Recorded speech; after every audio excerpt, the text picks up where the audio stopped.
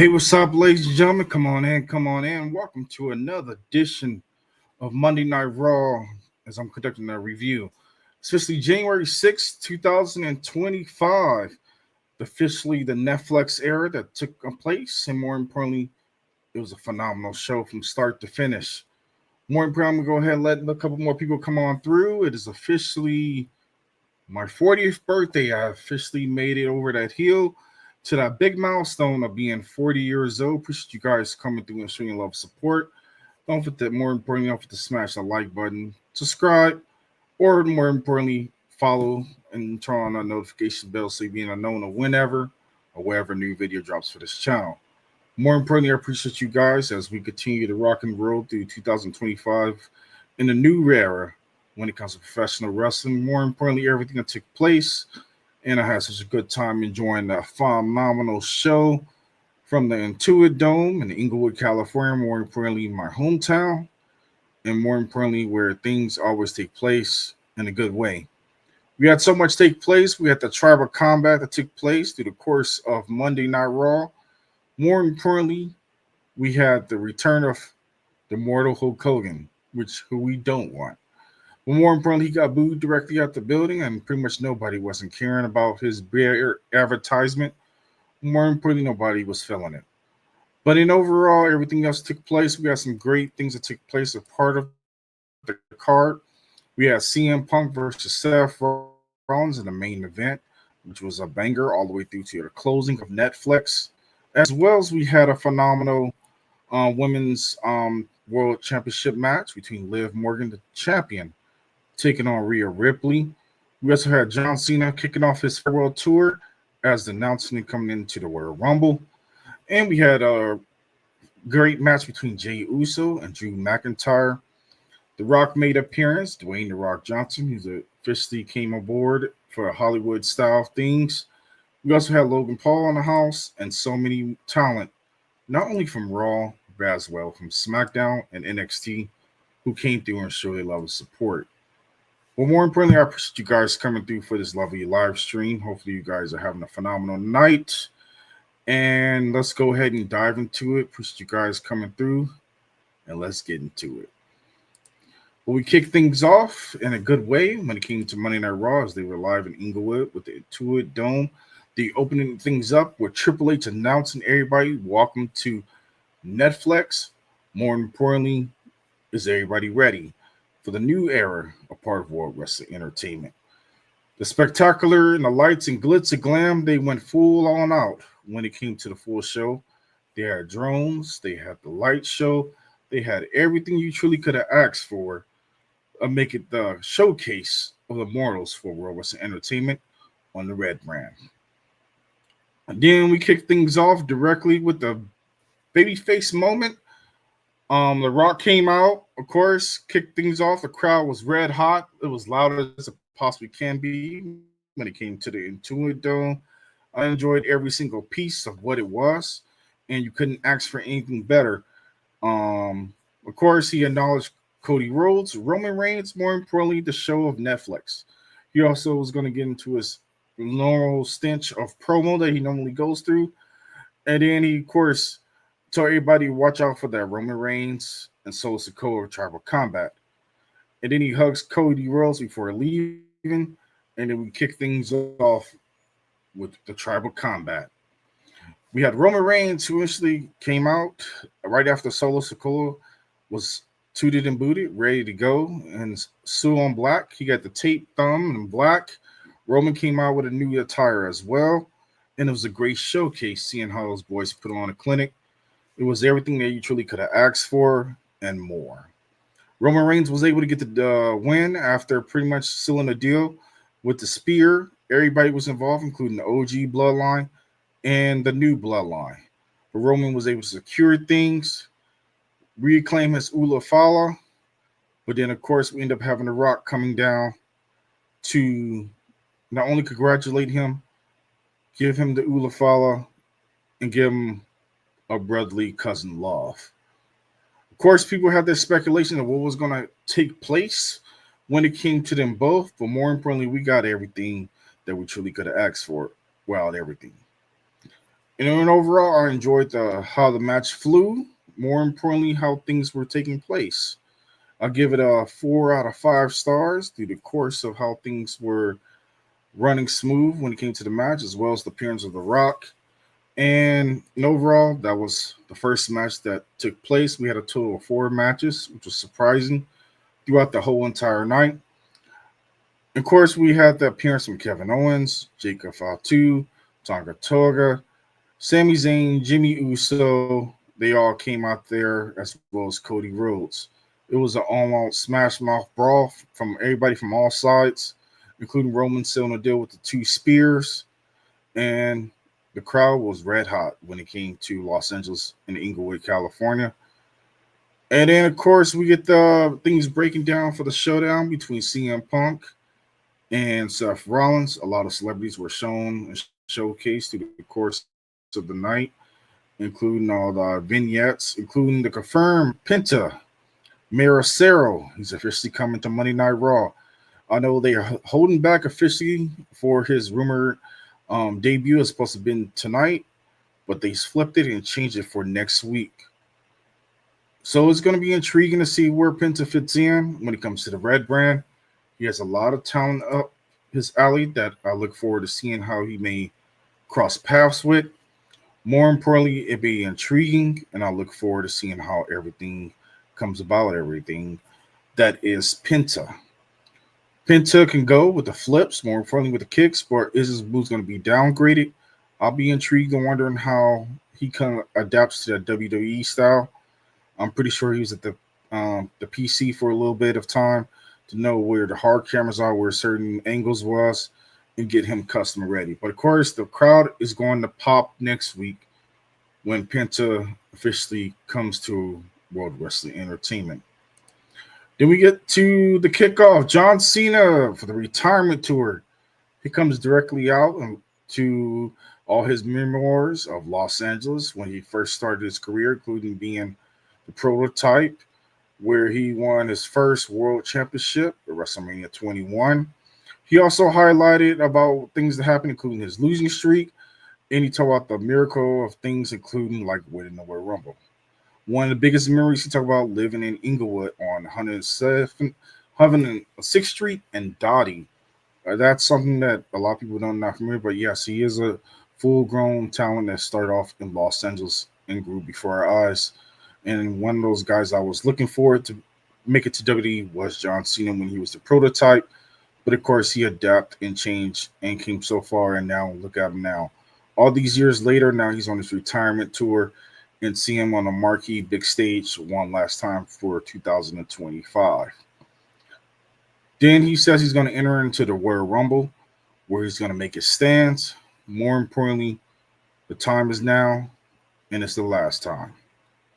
Then we, of course, get to Logan Paul with a vignette.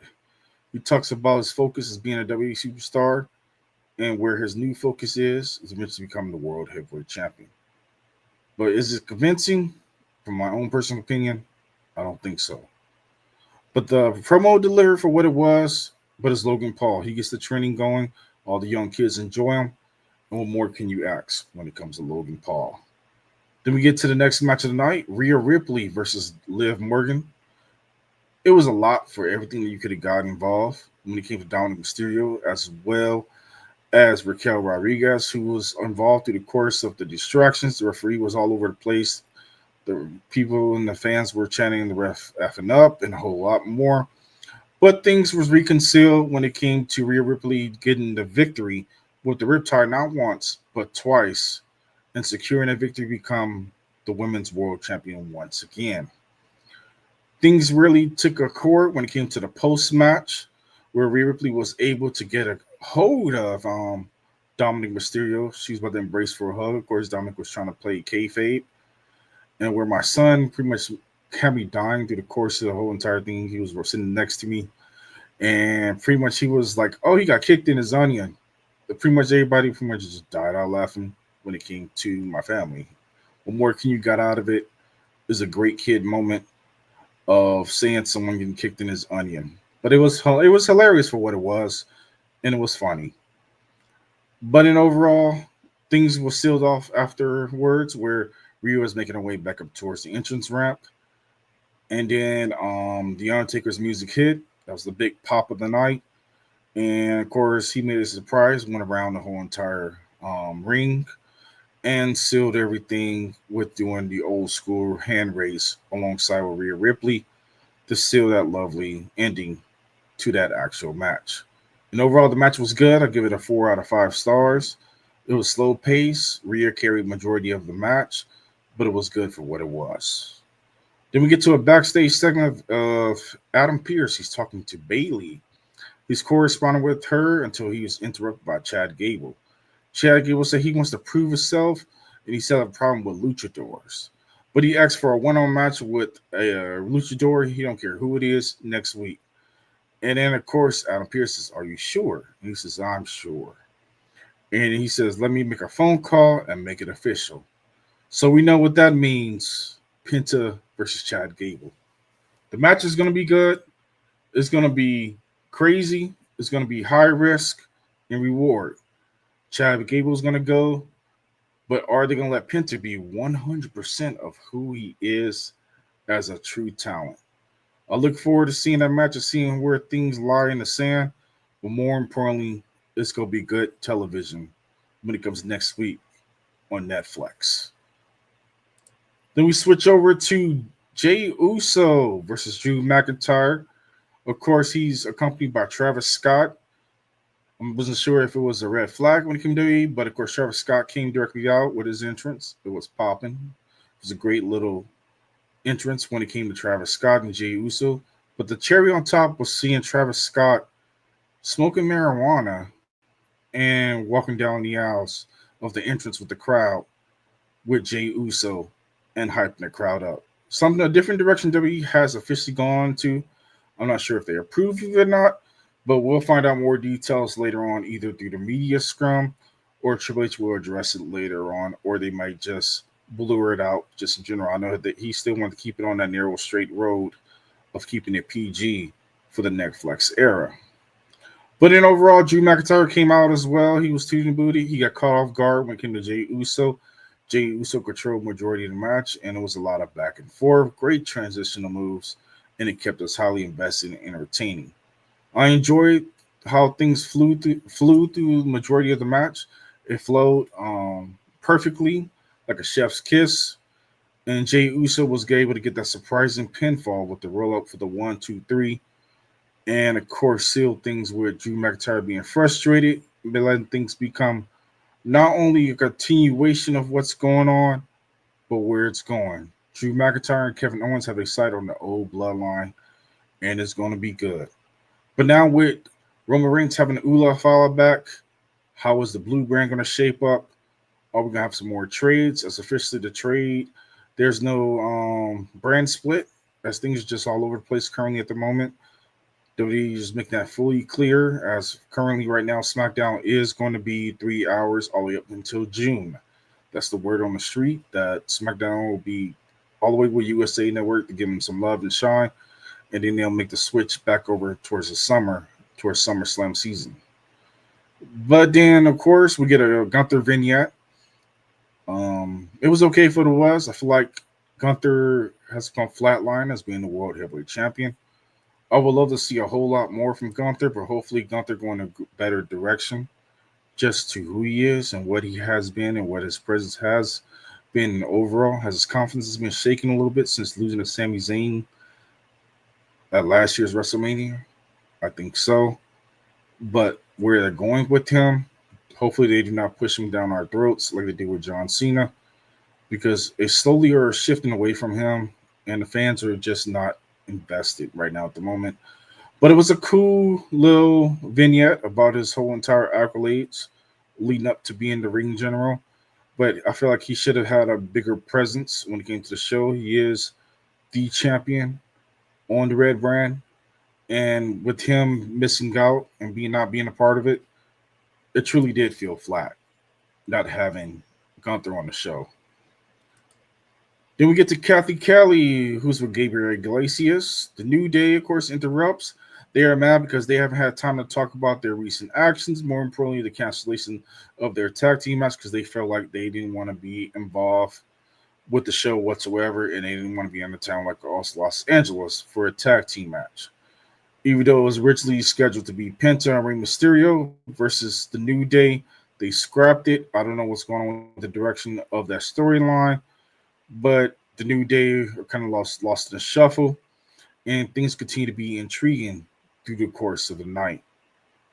Then we get to a backstage of Roman Reigns walking with Paul Heyman, and they set up things for a 2K25 season.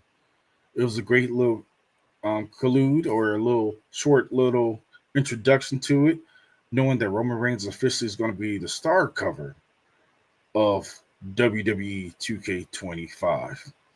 It already leaked with so many photos, including the likes of Bayley, Liv Morgan's remodel, Kevin Owens, Cody Rhodes, and as well as one person that really sticked out, CM Punk. But as you could check it out directly on X as it's spreading like a wildfire. So many people are already pushing for it to be pushed out with all the little screenshots, and as well as already up on Steam, as well as Xbox and PS5. Not to mention, it's still going to be in last gen and current gen. So we're going to get both versions of it directly, and it's going to be intriguing to see how things move along through the course of 2K25 season. As down the line, I will be pushing forward to see how things continue to put out. Be putting videos out over the course of the next few weeks. More importantly, keep you guys updated with how things are flowing throughout the market in Vegas as well as Los Angeles once we get towards that season. Then we get to the main event of the night. The main event is CM Punk versus Seth Rollins. It was good for what it was. It was a lot that truly could have kept you highly invested. More importantly, it turned the page to keep me invested through the course of how things were flowing. I enjoyed it. I was invested. I wanted to see more what was going to happen through that whole entire match. The ending was kind of a little lackluster and kind of like what the hell they're doing, and it was kind of like a meh kind of finish. But in overall, CM Punk sealed the deal and got the victory over Seth Rollins. I was having my hot picks when it came to maybe some kind of interference going to happen, either with Drew McIntyre or Kevin Owens, or even Becky Lynch making her official return. But we got neither of those when it came to no disqualification, no Seth Rollins going over. The storyline looks like CM Punk is guarding for the Royal Rumble. Seth Rollins looks like he's probably going to have a nervous breakdown because he's pissed off because he lost to CM Punk. And maybe he'll change up his character and have a new persona, maybe a darker persona. He's had so many character changes. I wonder what Seth Rollins is going to go through the course of the next 4 weeks as we get ready for Royal Rumble towards February. It's going to be intriguing, but I look forward to see how things continue to flow. But more importantly, it's going to be good. The main event left a sour note, and the fans were pretty much upset about the whole situation, including the likes of Hulk Hogan. That probably was the heat of the night. He got more heat than Dominic Mysterio. I mean, literally. The whole entire arena was booing from pillar to post. They was not invested when it came to Hulk Hogan. If you're familiar, people thought it was because he's part of the Donald Trump cabinet. No, it's because of his past issues and racist remarks when it came to how he feels. But of course, everybody in America is entitled to their own personal opinion and beliefs. But a lot of people just was not rocking when it came to what Hulk Hogan has done.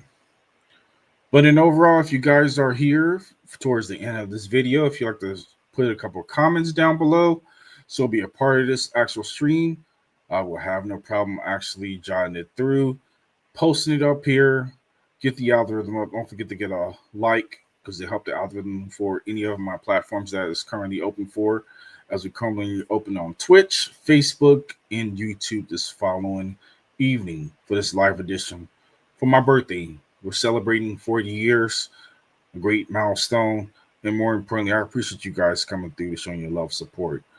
I'll hang here for a little bit, just for a couple more minutes. If you guys like to give you a little shout outs or happy birthdays, or just even just coming through and give a couple of hearts, as we're officially close to the 21-minute mark, and I'm going to let it run just for a little bit longer. What was your favorite matches? Or if you're just here, just kind of like just breezing through, showing love for a quick little minute, feel free to come through for a quick little shout out or whatever your favorite matches were. I was able to breeze through the whole entire Monday Night Raw. Everything was calm, cool, and collective through the course of the show. I'll give it maybe a 3.8 out of 5 stars when it comes to the overall presentation of what they did. Throughout the whole entire almost 3 hours, we only got 4 matches, which is kind of a letdown. And the biggest pop about that, we had no tag team matches whatsoever on the Monday Night Raw brand, which was surprising for the Netflix era.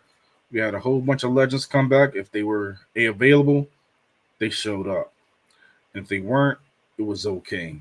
I know a lot of people were looking towards Stone Cold Steve Austin showing up, and he explained that he's doing his own endeavors. But they just signed a multi-year deal with Hulk Hogan's beer deal. They should have went with Stone Cold Steve Austin's. He's always had some great beer, or whatever the case may be, and I feel like they could have went in that direction with him.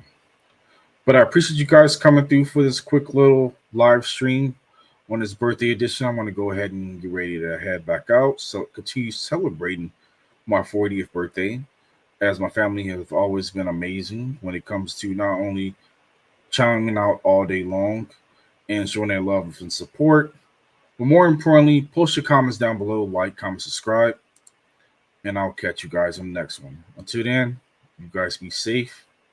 I'll catch you guys later. Peace.